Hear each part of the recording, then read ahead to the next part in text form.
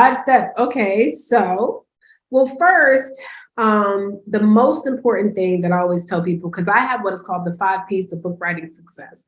But the first thing that every author or future author must do, which most don't, is you got to plan this thing out.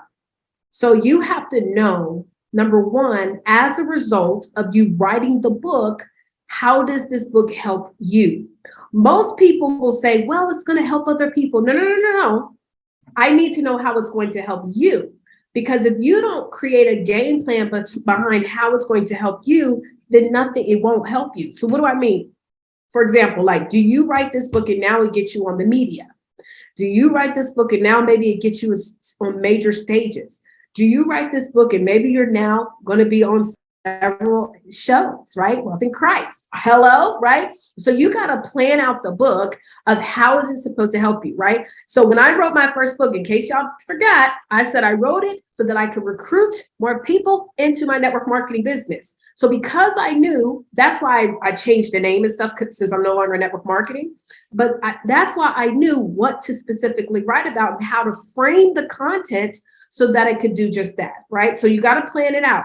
Number 2, stop taking forever to get these books done. We must, I meet people all the time, Chad. I've been working on my book 10 years. No, you haven't. First of all, stop playing with me, right?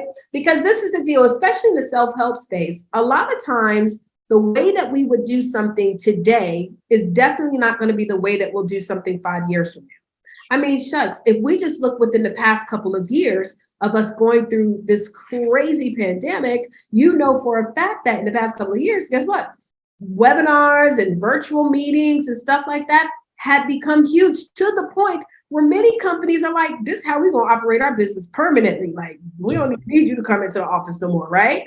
Yeah. And so the way that business is done is different. So if we keep taking forever to get these books done, then we must understand is that it may not be as relevant when you finally get it out. So you shouldn't be taking a long time, right? Now, okay, well, Taurea, it's just, I don't know how to put it together. First of all, let me just tell y'all, people don't want to read 300, 400 page books anymore.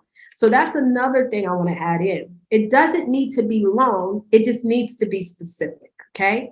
So once you figure out, okay, how is this book going to help you? Then you're going to say, okay, I'm not going to take forever to get this. Now what you want to do is figure out what are going to be the specific steps in the book, right? What I teach my students is that more people are looking for steps to overcoming a specific task.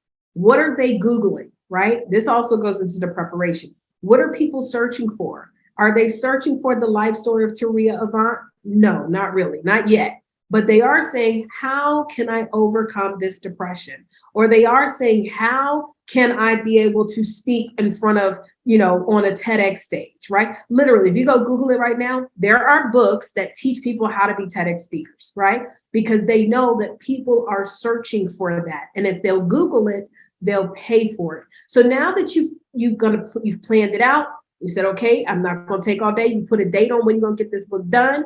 You've also now figured out exactly like what is the structure, because you know how it's going to help you, what's the structure, what the book is going to be about. Now we have to also prepare for the multiple streams of income that your book is going to make. So you ever heard of Harry Potter? Yeah. Okay, I always like to use Harry Potter as an example because it is a fictional book. And so a lot of times people that are even listening, that maybe you want to write a fictional story or something, you're like, well, how can I turn my book into multiple streams of income? Well, do you know that Harry Potter just had like a Harry Potter museum out here in Atlanta that people pay money to go see? Okay. On top of that, do you know that they got Harry Potter organizations, like groups, like they meet up like wizards? I don't even know, right? I don't know what they be doing, right? Do you know that people actually spend money on wands and cloaks and all types of stuff? See, Harry Potter is a movie. And if you want to be a successful author, you got to stop looking at your book as that being the only product or service. Your book is the introduction to your movement. Now, I know that this is a Christian podcast, but I just want to use another example for the adults. 50 Shades of Grey. That whole book became a movement. These people out here doing all type of crazy stuff because of that book that turned into a movie, that turned into products and services. And so you guys, we have to understand that when you're writing this book, if you really want to make money and be profitable, You have to know it is not the book sales that make you profitable. It's the book that makes you profitable. So you learn to leverage your book to build multiple streams of income. And if you're in the self-help space, you're a coach, you're a speaker, you're in network marketing, that's the easiest thing to do, building those multiple streams. Now, also you said, I'm gonna give you one more because I know you talked about the launch. I don't believe in doing book launches. I don't believe in doing book tours. See, you know why they used to do book launches and tours back in the day? Because people didn't have e-commerce websites. People didn't have the internet where you could just go to a website, pay $20 for shipping and handling, and have a book shipped to you. Today, it's easy to sell books online. In fact, most of the people that buy my books, I've never even met them. I don't know them personally, right? So we don't have to do book tours because back in the day, that's why you did it, so that you could sell more books. So instead of doing a book tour launch, you do a conference, you do a retreat, a summit, a dinner to celebrate the book, but also bring additional value and introduce your additional products and or services. So this is how you really want to leverage that. I did the whole time since I've been in this author world, I've only ever done one like book launch sign, and it was a complete flop, right? And so instead now I do conferences and then we celebrate the book, we'll read from the book, but my goal is to also introduce you to the additional products and services.